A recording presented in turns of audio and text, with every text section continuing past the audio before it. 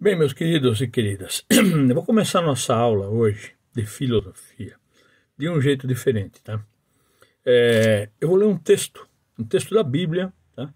E nós vamos tentar discutir esse texto para poder entender um pouquinho do René Descartes, tá? Prestem bem atenção, eu repito se for preciso. É o texto de Eclesiastes, capítulo 3, o versículo é o de número 19 em diante. Aliás, vou começar do 18. Deus irá selecioná-los, para que vejam que eles mesmos são animais. Eclesiastes diz que Deus vai nos selecionar, para que nós vejamos que somos animais. Que texto, hein? Pois há um evento que acontece para os homens e também acontece para os animais. Esse evento é a morte. Assim como morre um, morre o outro, e todos têm apenas um só espírito, de tal maneira que não há superioridade do homem sobre o animal. Tudo é vaidade, pois quando morrem, todos vão para o mesmo lugar, porque todos são pó e todos retornam ao pó. Quem é que pode afirmar que conhece o espírito dos homens, dos filhos da humanidade? Se ele sobe, vai ao céu, ou quem pode afirmar que o espírito do animal vai para baixo? Ele diz assim, que assim como morre um, morre o outro. E não há nada no Seol, na sepultura, o lugar para onde vais. Não há ódio, não há ciúmes, não há pensamento, não há nada na escuridão da sepultura. Muito bem, agora vai começar a nossa aula com base nisso aí. René Descartes, ele tem aquela frase que a gente já falou, penso, logo existo, cogito ergo sum. Será que há consciência após a morte? Será que quem está morto pensa como quem está vivo? Ou será que esse texto que nós acabamos de ver, que todos nós, assim como os animais, e diz lá que Deus está vendo e ele sabe que não há superioridade entre homem e animal, pois como morre um, morre o outro. Não há pensamento, não há ódio, não há ciúme, na escuridão da sepultura, o Seol, o lugar para onde todos vão, porque tu és pó e ao pó voltarás. Mas René Descartes faz uma pergunta e eu quero fazer para vocês. Enquanto estamos vivos, estamos pensando, e se estamos pensando, é porque existimos? O dia que deixarmos de existir, talvez não pensemos mais. Por enquanto, René Descartes, nessa noção metafísica, acima da física, ele diz que todos nós somos seres pensantes. Consequentemente, existimos porque temos a consciência de pensar. Isso é interessante, é metafísico, né? Está acima. Mas René Descartes era um homem da geometria, lembra das coordenadas cartesianas, né? Mas ele inaugura uma maneira filosófica de pensar do sujeito. É uma maneira de pensar de propriedade daquele ser que constata a si próprio. Ele identifica, eu me identifico, eu olho aqui, estou me vendo, se fosse um espelho também estaria me vendo, eu penso, existo e constato a minha existência. Isso é chamado, basicamente, de filosofia do sujeito. Ela é subjetiva. O homem consegue conceber ele mesmo, o homem consegue conceber Deus, consegue pensar em algo superior a ele, assim como considera algumas coisas inferiores a ele. Ou será que uma formiga é igual a você? Uma ameba é igual a uma formiga? E um vírus? Ele é superior a um rato? Ou a um morcego, né? O vírus da Covid-19. Na realidade, há coisas superiores e inferiores, não quer dizer que sejam menos poderosas ou nocivas, né? Por exemplo, o nitrato de amônio, que estava lá na Síria, duas substâncias, nitrogênio e amônio, nitrato de amônio. De repente, por causa de um calor, sabe lá se foi alguma bomba que colocaram embaixo, ou simplesmente explodiu, uma substância causa dano, um vírus causa dano. Portanto, nós podemos conceber as coisas, conceber a existência, conceber as consequências, as propriedades quantitativas, quanto tem, qual é a altura, a largura, a profundidade.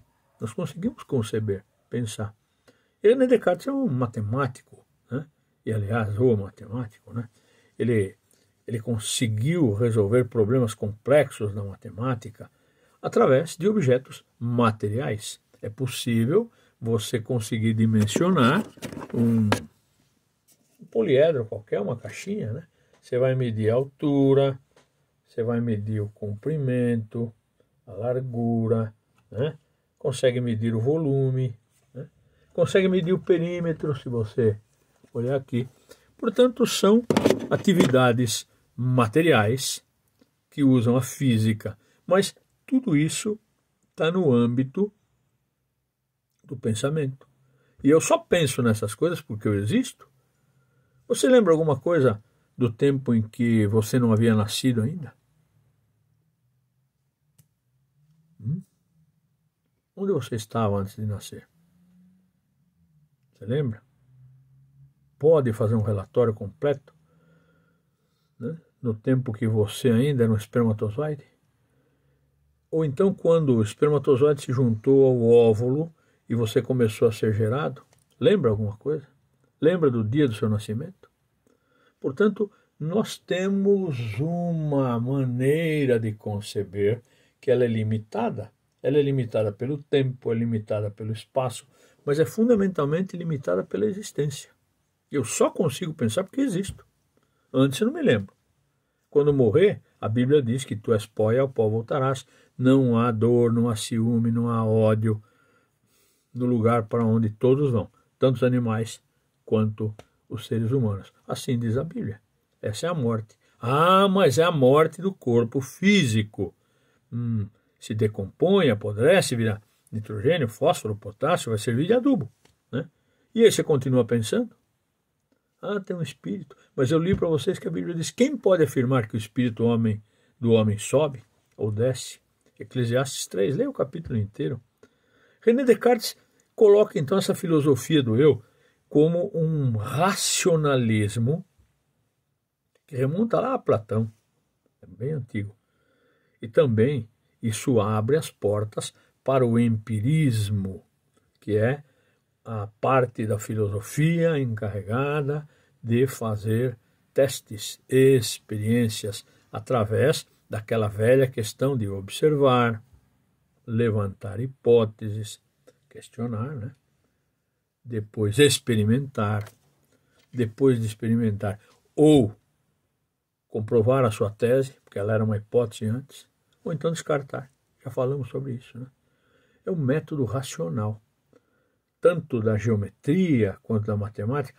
No que diz respeito às ciências humanas, nós vamos ver que é difícil, né? Vai cair na prova isso. É difícil as ciências humanas conseguirem mensurar as ações do homem ou das sociedades, porque cada sociedade tem um hábito, cada pessoa tem seus costumes, né? Mas é difícil repetir experiências, é difícil criar uma metodologia. Hoje o indivíduo reage de uma forma, amanhã reage de outra, uma sociedade muda seu comportamento ao longo do tempo. Então, do ponto de vista sociológico, filosófico, é difícil criar uma metodologia de ensaio, de teste ou empírico. Você pode, quando muito, associar algumas coisas entre o método racional e a atitude do homem ou das sociedades dentro de uma norma metodológica, filosófica, científica ou sociológica e filosófica. Portanto, o ser humano é um ser duplo. Ao mesmo tempo que ele tem corpo, hipoteticamente tem alma, né? Eu nunca vi uma alma penada, nunca vi um espírito. Portanto, René Descartes diz, eu penso, porque existe o dia que eu morrer, eu não penso mais. Ou talvez só vou constatar quando chegar lá, no andar de cima ou no andar de baixo, embora a Bíblia diz que ninguém pode afirmar se vai para cima ou vai para baixo, mas uma coisa você pode afirmar, que você é pó e ao pó voltará. René Descartes, então, ele fala das propriedades quantitativas, qualitativas, quantitativas de tamanho, volume, peso, massa, né? E qualitativas no que diz respeito às suas propriedades, né? Muito, pouco, cheio, vazio, né?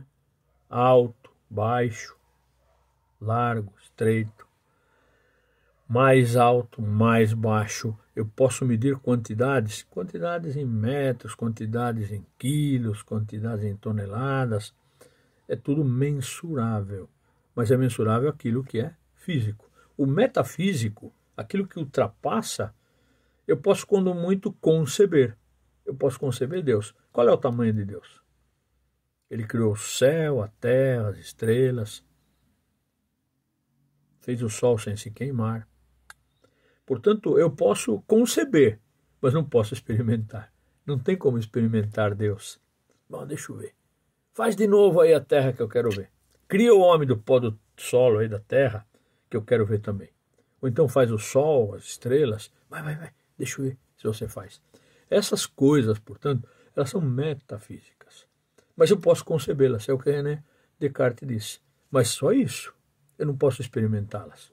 Eu posso experimentar, testar medidas, crescimento de uma planta, crescimento de um animal, quantidade de leite que uma vaca dá, ou a quantidade de ovos que uma galinha coloca, ou ainda eu posso medir ou apreciar, conceber, perceber a qualidade de um vinho bom, um vinho vagabundo.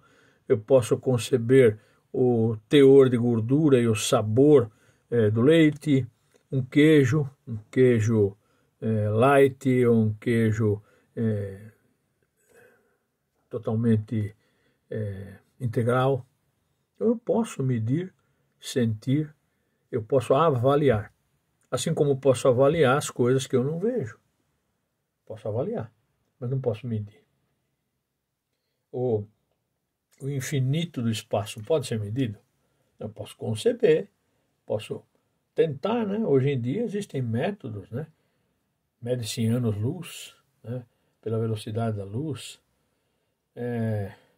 A gente pode conceber, pensar que E é igual a mc ao quadrado, né? Mas conceber isso é muito relativo, chama-se teoria da relatividade. E quem abre as portas para essa concepção metafísica é o homem que cria o racionalismo, a filosofia do sujeito pensante, né?